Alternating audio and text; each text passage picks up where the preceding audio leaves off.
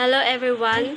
Today we're going to explain the code of Java Swing program in Shape Calculator. This Java Swing program is a shape calculator to compute the area and parameter of circle, rectangle, or triangle based on the user input. So first, we declare the components of the GUI.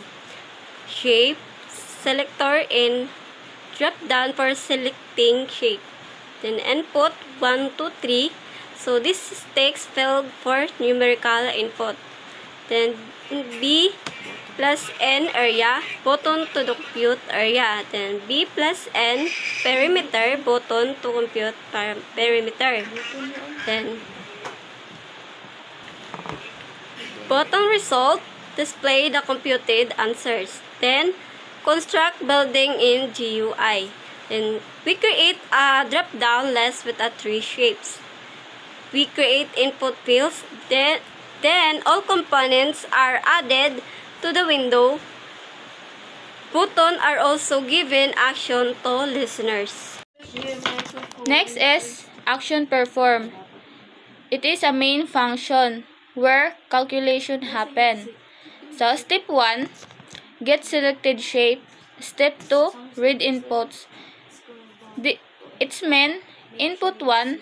So if mag-input ka nga dig number sa input 1 without input 2 and input 3, dili siya mo run. So in input 2 or B, if empty, matik siya mag-default. Then sa input 3 or C, if empty gihapon siya, matik siya mo default. Then if the user enters valid text, so the program shows please enter valid number. So next is compute the result. The program check which button was clicked. If i-compute nimo ang area, so naa siya formula nga makuan sa circle, sa rectangle o sa triangle. So ang formula ng circle is pi times r squared. Then sa rectangle is length times width. Then sa triangle is base times height. So mao to ang pag-compute sa kuan area of rectangle, circle, and triangle. So sa perimeter na sa pag-compute sab ng perimeter is may area gihapon niya na kuan may formula niya gihapon na lahi. So ang sa circle is may muna siya ng 2 pi r, og sa rectangle is 2 times open parenthesis length plus width close parenthesis. Then sa triangle na siya A plus B plus C.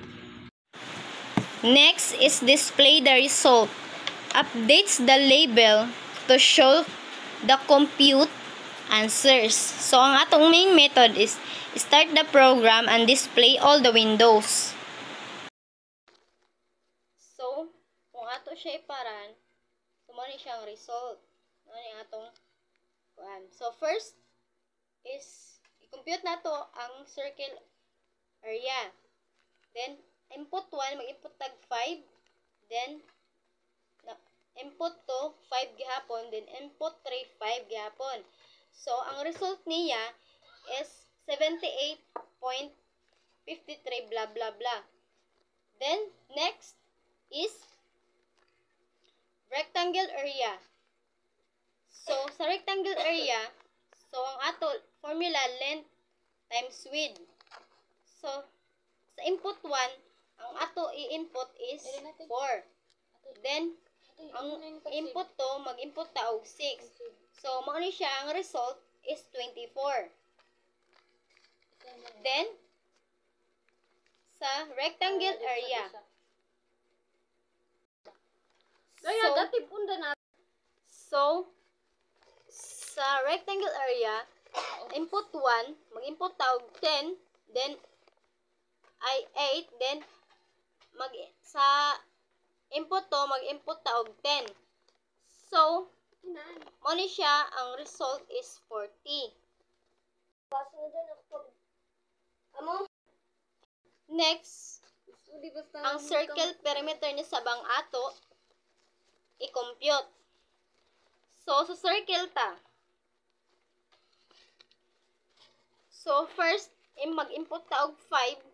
Then, second, mag-input ta og 2. Then, sa third, mag-input ta og 3. Mao ni siya ang result nga 31.415 blah blah blah. Then, rectangle perimeter. Then, ang rectangle perimeter, first, mag-input ta og 4. Then, next, mag-input ta og 6. Then, mag-input ta og 2. So, mao ni siya, ang result is 20. Then, sa rectangle perimeter. So, first, input ta og 5. Then, next is 7.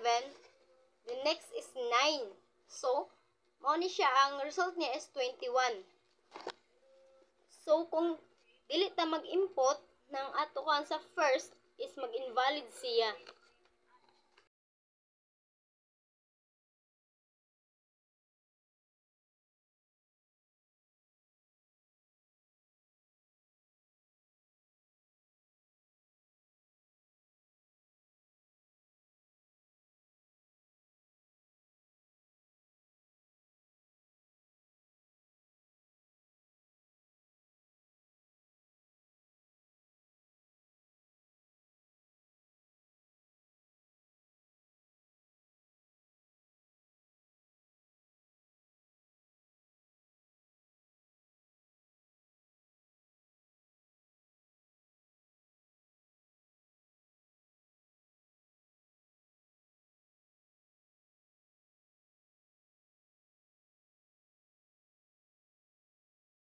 Mao ni siya ang summary sa area of parameter. First, user select shape.